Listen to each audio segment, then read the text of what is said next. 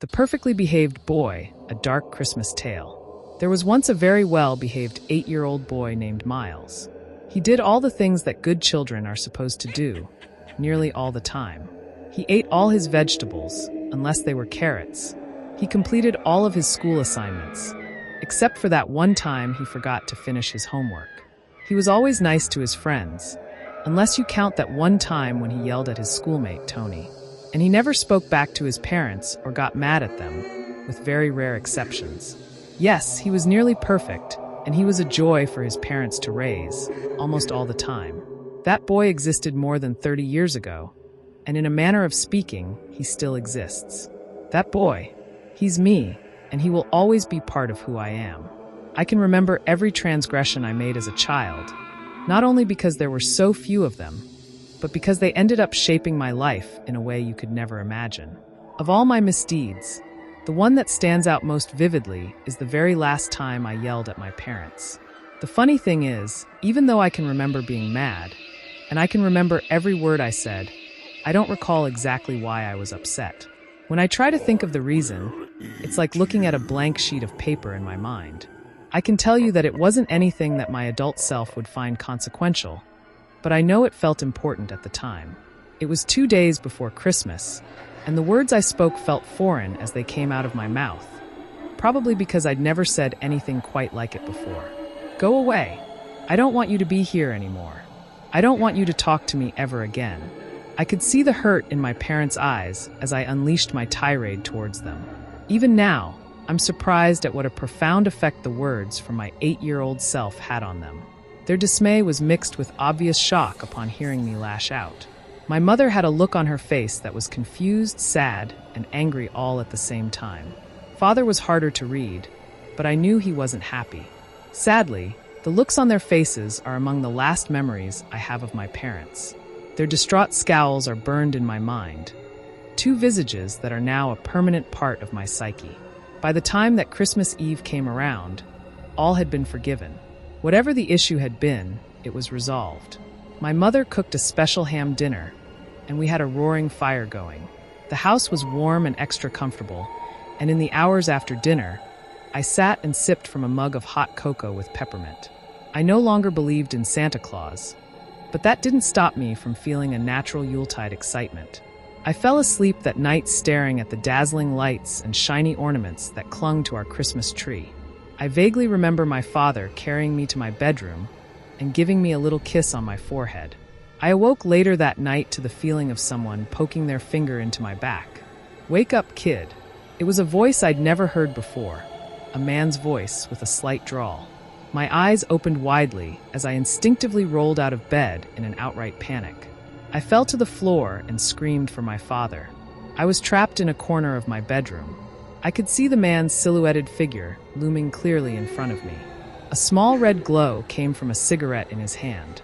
I froze in fear of this stranger who had invaded my home. The man spoke to me again. "Quiet down, he can't hear you right now anyhow." He put his cigarette to his lips and inhaled deeply. As he did, his face was illuminated by the red glow, and I could see his deep-set eyes, his dirty fingers, and his long black hair. "But kid, I can hear you. I can hear you better than anybody, in ways you can't even understand." He pointed at the side of his forehead as he spoke. I didn't reply, but even through my fear, I couldn't help but wonder who the man was. He nodded, as if he knew exactly what I was thinking. "So, you'd like to know who I am? Well, I'm the guy who's tuned into your mind. I'm the guy that's been around for a long time. And most importantly, I'm the guy who gives kids what they ask for." He looked straight into my eyes, invading my mind and reading my thoughts. "No kid, I ain't Santa." He was agitated. "You stupid? Do I really look like that fat fucker? No man, I'm much better. I don't judge, and I don't discriminate. I give kids what they ask for. The good kids and the bad kids." I finally found the courage to speak, even though he seemed to have no trouble answering my questions before I even asked them. I didn't ask for anything." My voice trembled as I spoke. "Sure you did. You wanted your parents to go away. I heard that loud and clear. Loud and clear. Not very nice of you. I'd say that makes you a bad little boy. But don't worry, like I said, I don't discriminate. But I don't want them to go away. He shook his head. You said it, you meant it at the time. I heard it. I don't hear all the kids, just some of them. And I hear you loudest of all. Tears began streaming down my face, but their presence didn't seem to change the visitor's demeanor towards me. Well, kid, I just wanted to meet you and see whose voice has been screaming in my head the past few days. He turned and started walking towards the door. I gotta get started. It's time to give you your gift, and get a gift for myself too. Merry fucking Christmas, kid. He flicked his cigarette into the corner of my bedroom as he passed through the doorway, repeating himself as he walked down the hallway in the direction of my parents' bedroom. Merry fucking Christmas. The door to my bedroom shut, even though the man himself had made no effort to close it. I screamed aloud for my mother and father. To this day, I still have no idea if they heard me. I wish I could tell you that I bravely ran out of my bedroom to warn them, but I just sat huddled in the corner, crying and afraid. I listened intently for sounds of a struggle, or for my parents yelling, but I couldn't hear anything. Hours passed, and I could see the outside sky turn from black to gray, then to orange. I waited for my mother and father to find me. The orange sky turned blue as the day wore on, but they never came. An absolute silence hung over the house, yet still I sat there. It was well into the afternoon when I finally left my room. I knew I couldn't stay there forever. I tiptoed slowly to my door and opened it only a few inches. Looking out from inside my room, the house appeared normal. Everything that I could see was in its place. I pulled the door open all the way, almost expecting the man from the night before to jump out at me, but that didn't happen. My voice broke the silence. Mom? Dad? No response. Trying my best to stay quiet, I walked slowly down the hallway towards my parents' bedroom. Their door was ajar. Dad. I put my hand on their door. Mom. I pushed it open and looked inside. I don't actually remember what I saw. To be clear, I'm perfectly aware of the fate that befell my parents, based on what was told to me later on. But I have no memory of the actual sight that I witnessed during that one awful moment. It's a traumatic event that my sane mind has blocked out. Even today, when I recreate the events of that night in my dreams, the scene fades to white as I push the door open. My next memory is of me laying down in the street directly outside of my house, screaming and flailing my arms wildly. The Porter family, who lived next door, witnessed my distress through their living room window. Mr. Porter exited his house and rushed over to me. He could tell something was seriously wrong. They're dead. It was all I could say. I repeated it again and again. Mrs. Porter followed closely behind her husband and comforted me as he went to check inside my house. A minute later, he exited and promptly vomited in the bushes. Nobody ever told me the whole story of what they found in that bedroom, at least not directly. It was explained to me that a very bad person had broken into my house and murdered my parents, even though I already knew as much. What was held back from me at the time, the fact that they'd been decapitated. The cuts were clean, almost surgical. Both bodies were laying on the bed, as if they'd been asleep when it happened. The worst part was that their heads were missing, not to be found anywhere. Their bodies were sliced open, and strange symbols were drawn on the wall in blood. Other than the carnage itself, absolutely no physical evidence was discovered at the scene. Not one fingerprint, stray hair, or footprint was left behind. Nothing. The police listened to my story once I was ready to talk. I found out later I was considered to be an unreliable witness, mostly because the details of my story didn't mesh with the lack of physical evidence. A specially trained detective and my new therapist sat down with me to review what I'd told the police earlier. The man, he wasn't wearing gloves? I shook my head no. I clearly remembered the cigarette in his hand, and there was no glove. And he threw the cigarette on the ground when he was done smoking it? I nodded yes. And he closed your door when he left your room? I shook my head no, then thought about it, and nodded my head yes. I wasn't really sure. The detective took notes as I talked. He nodded his head pleasantly, but even then I could see the strange look on his face when I told him that the man had read my thoughts. The one thing I never told the police was that 2 days before the murders, I'd asked for my parents to be gone. The sketch artist came by afterwards. He started off by drawing some Smurfs for me, Then he slowly began working me up to the task of remembering what the murderer looked like. I appreciated his effort. When he was done, the picture looked somewhat like how I remembered the man, but not exactly. I was taken in by my mother's sister, Aunt Janine, and her husband, my Uncle Anton. As unlucky as I had been with the deaths of my parents, I have to say that I was nearly as lucky to have those two in my life. Other than my parents, they were probably the best people in the world who I could have lived with. Looking back at the events in my life, I have to say that today I miss them every bit as much as I miss my parents. Janine worked as an office manager, but she took a leave of absence in the first few months after the murders so that she could be home to support me. Anton worked for a home security firm. He was the kind of man who always had a smile on his face, so much so that it would be impossible for a person to even imagine him angry. He made instant connections with people, and he had a confidence about him that made people want to seek his approval, whether consciously or unconsciously.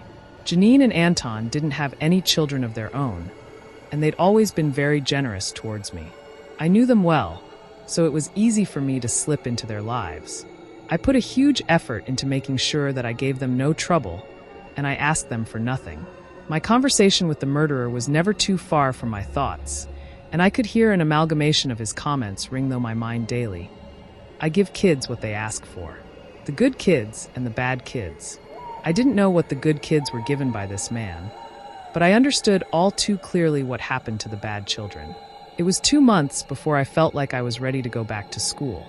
Janine and Anton, and even the school administration, were very helpful and understanding throughout the whole process. My classmates welcomed me back with smiles and words of encouragement. It's often said that children can be cruel, but I think it's even more true that they can be sweet and supportive. I really can't emphasize enough how much returning to all my friends helped me along in the healing process. My anxiety began to ebb, and my therapist proclaimed that it was a major milestone for me. Despite the progress in my psychological healing, there were always several thoughts that I couldn't rid myself of. The first was the guilt that I felt about asking for my parents to go away. I knew full well that the murder of my parents was in no way my fault, but there was always that nagging voice that wouldn't let it drop. I'd asked for them to be taken away, and that's exactly what had happened. The second thought was that the murderer would return again the following Christmas. Initially, all the adults assured me that he would be arrested quickly. Then, when that didn't happen, I was promised that there was no way he could ever get his hands on me, and that I was safe. They made sure that I was never left alone, and when Janine went back to work, she only did so part-time so that she could pick me up when school let out. I also had difficulty with the more unbelievable aspects of what happened that night. I tried to convince myself on a daily basis that the murderer was just a normal man, and that my memory of those fantastical elements was merely my own imagination betraying me. But just like the guilt I felt, the troubling thought that this man was more than just a man didn't subside entirely. For victims of trauma, anniversaries can often trigger symptoms like depression and fear. For me, Christmas was the anniversary of my worst memory. As the summer ended, Janine and Anton, along with my therapist, decided early on that Christmas wouldn't be celebrated in our household that year. Nobody felt that I'd be ready for it, and they were right. Since we knew that Christmas was going to be an ordinary day for us, Janine and Anton made sure to throw me a huge birthday party in October of that year, when I turned 9. It seemed like most of the community turned out. We had a bounce house, ponies, and even a magician. Everyone, including me, had a great day. It was probably the first time in 10 months that I'd grinned. Sure, there had been smiles up to that point, but I'm referring to the type of grin where your teeth show and the elation on your face can't be mistaken. Unfortunately, the joy of my birthday couldn't last forever. Inevitably, the signs of Christmas slowly started popping up not long after Halloween passed, and my anxiety started increasing. Though we weren't going to celebrate it, Christmas would be impossible to ignore. Holiday lights, store displays, television commercials, Yuletide songs pumped over public address systems. How can one avoid all those and still function within society? Though those harbingers couldn't be avoided altogether, Janine and Anton made a concerted effort to minimize my exposure. Instead of letting me watch my TV shows, Anton taught me the game of chess, which we played nightly. For the most part, they avoided taking me to any stores and kept me home or close by as much as possible. Avoiding these triggers probably helped somewhat, but I still couldn't get rid of the tightening feeling in my chest that I felt every morning when I woke up. I managed to avoid any sort of breakdown until the 21st of December. Aunt Janine, because she was taking care of me, had herself been staying home an inordinate amount of time. Finally, after our 5th game of rummy in a row, she'd had enough. She tossed her cards aside. "You know what, Miles? We've been cooped up too long. Let's get out of here. We'll go get some ice cream. One little trip out won't hurt." "Right." I smiled in response. "Okay." Ice cream sounded good, even in the middle of December. Aunt Janine, who was talkative by nature, kept the conversation flowing all the way to the ice cream shop. I suppose this was her attempt to keep my focus away from the lights and displays that we passed, and it worked too. Ask a kid questions about his favorite superheroes, and he's going to fairly preoccupied while he talks about them, even the quiet ones. We made it into the shop. I ordered a double scoop of chocolate fudge brownie. We sat down to eat our treats, with Aunt Janine still engaging me in conversation. Just for a brief moment, a nearby toy store's glittering Christmas display caught my eye through the window. They had a life-size poster plastered in their display window. It was a picture of Santa upon a rooftop, posed in a position as if he were just about ready to climb down a chimney. Blazing Christmas lights surrounded the display, and large words spelled out, "What do you want for Christmas?" I tried to turn away, but the colorful lights clouded my vision, enlarging in their scope until they all combined, finally creating a great white light. "Miles? Miles?" My aunt's voice was becoming more and more urgent. I suddenly realized she'd been calling my name for several moments. The cup of ice cream dropped from my hand. I just want them back." At that moment, the tears flowed freely. I could think of nothing else. I was hysterical.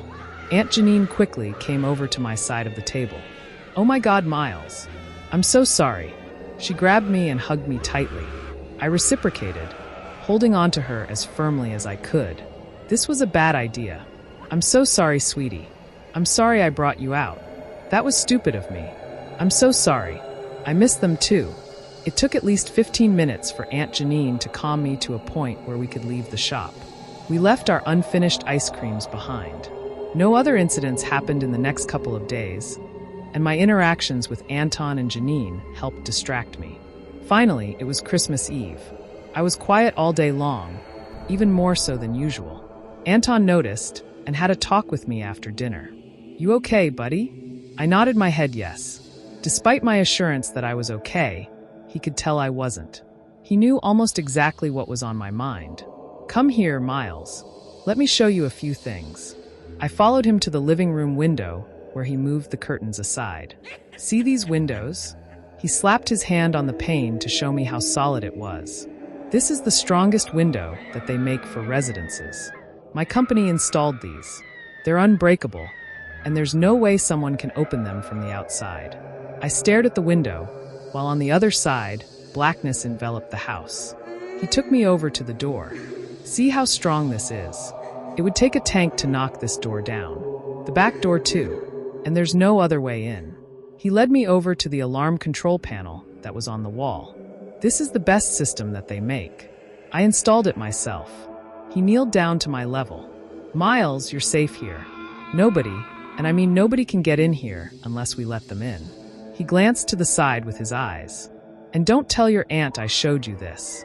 He moved his coat aside so that I could see the holstered pistol he was wearing. "Just some added protection, but I won't even need this." I nodded, feeling a little bit safer, but not completely. I still worried, not only for myself, but for Janine and Anton as well.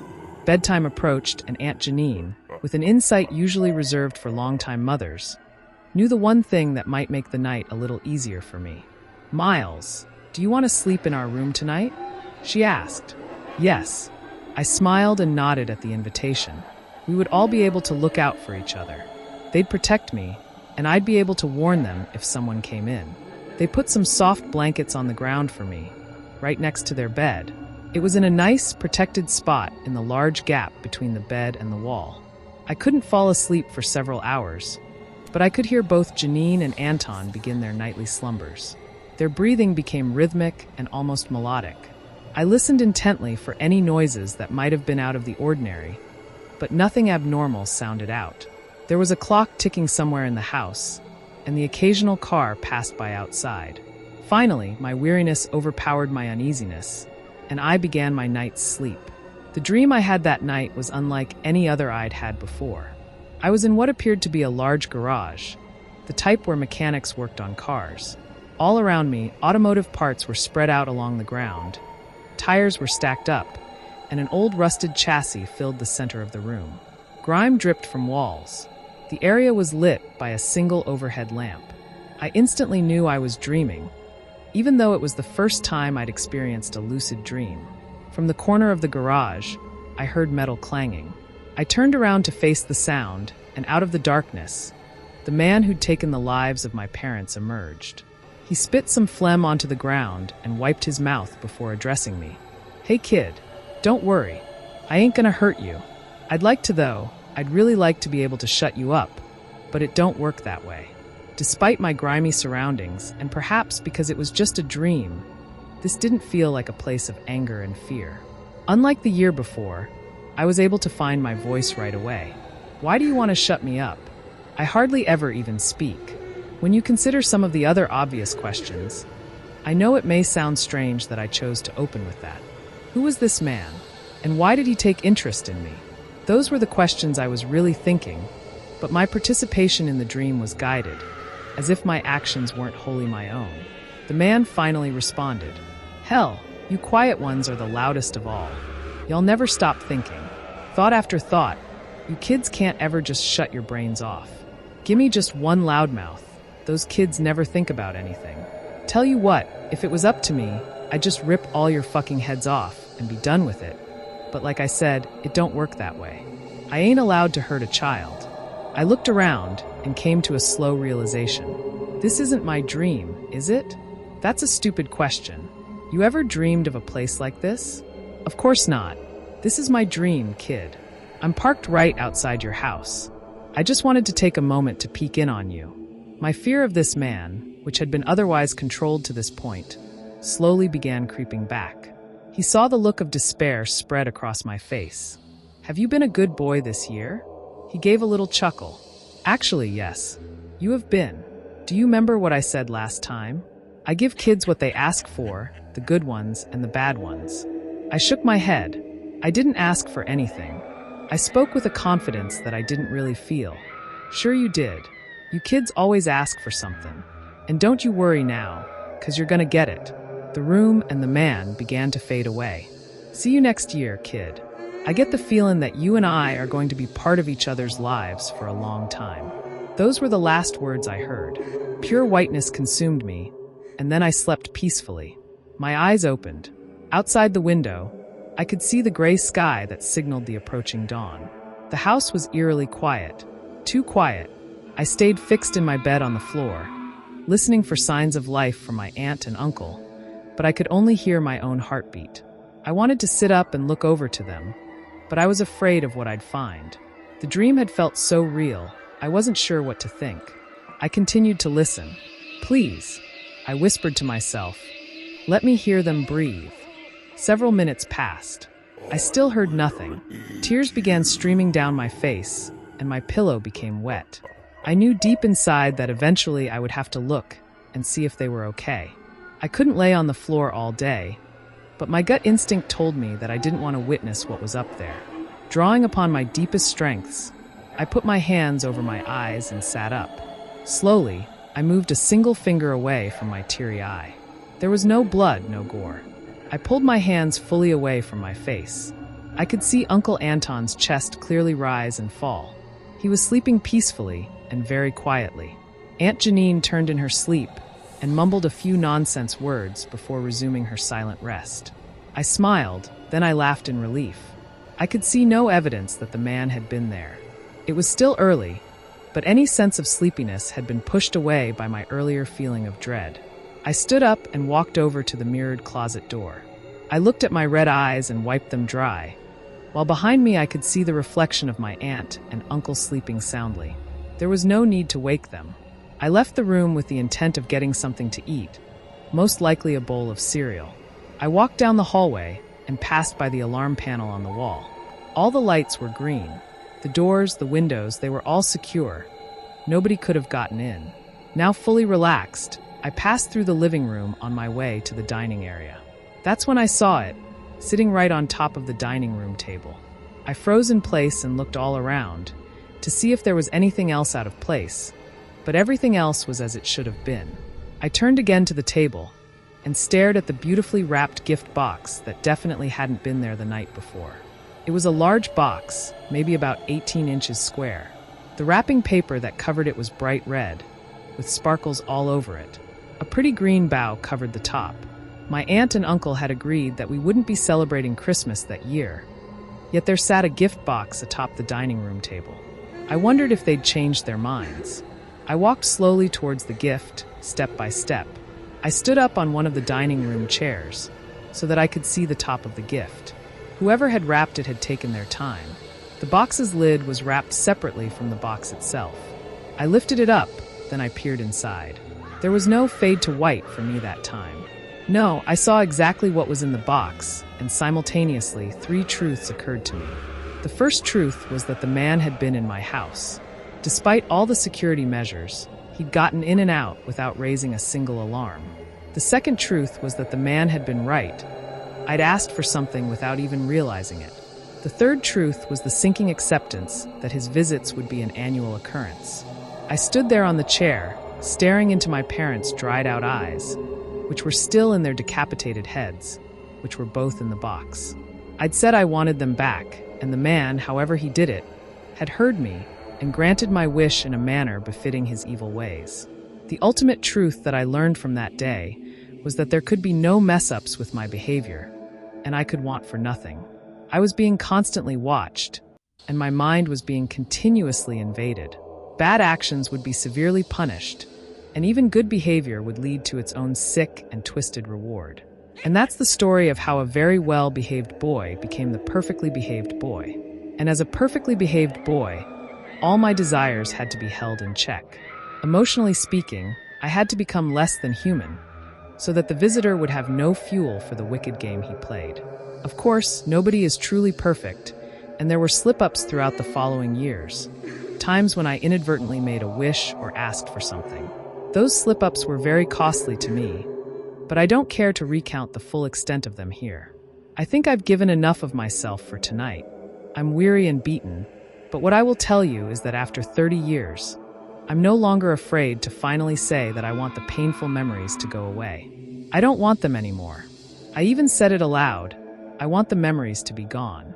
It's cold outside right now, and it's getting late. I think I'll make myself a cup of hot cocoa with some peppermint before turning in. That will make me happy. For the first time in ages, I'm calm and at peace. Looking out the window, I can see all the pretty lights on the eaves of the houses. I don't think I ever really had the chance to appreciate just how festive they make everything look. For a long time, I just didn't care, but now I'm going to take a few minutes to enjoy them while I can. Good night, everyone, and Merry Christmas.